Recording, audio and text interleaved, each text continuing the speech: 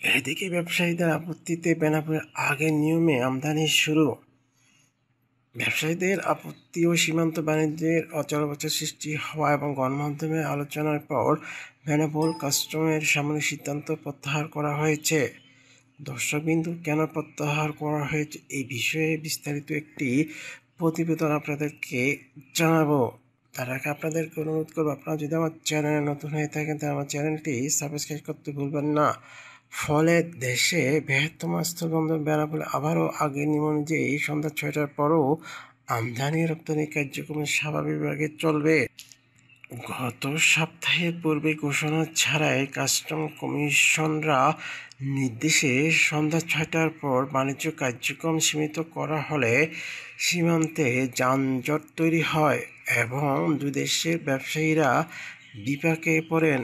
এতে বাণিজ্য ব্যবস্থাপনা ও রাজস্ব আয় উভয় খাতে ব্যাহত হয়। বেনাপোল বন্দর কর্তৃপক্ষ তথ্য অনুযায়ী সিদ্ধান্তের পর প্রতিদিন ট্রাক প্রবেশ কমে দাঁড়িয়েছে 164 থেকে 180টিতে, যেখানে স্বাভাবিক দিনে তা হতো 400 থেকে 450। ফলে শাক সবজি, ঔষধ এবং শিল্প কাঁচামাল সহ দ্রুত প্রচুরশীল পণ্য পরিবহনে বড় ধরনের ঝুঁকি তৈরি হয়।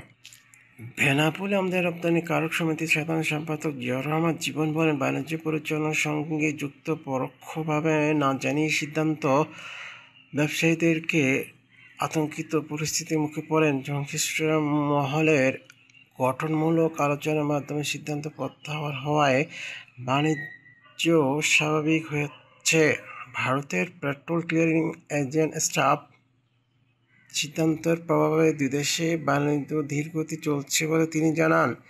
এখন আগের নিয়মে কার্যক্রম শুরু হওয়া সীমান্তে বাণিজ্যে গতি ফিরবে বলে তিনি মনে করেন।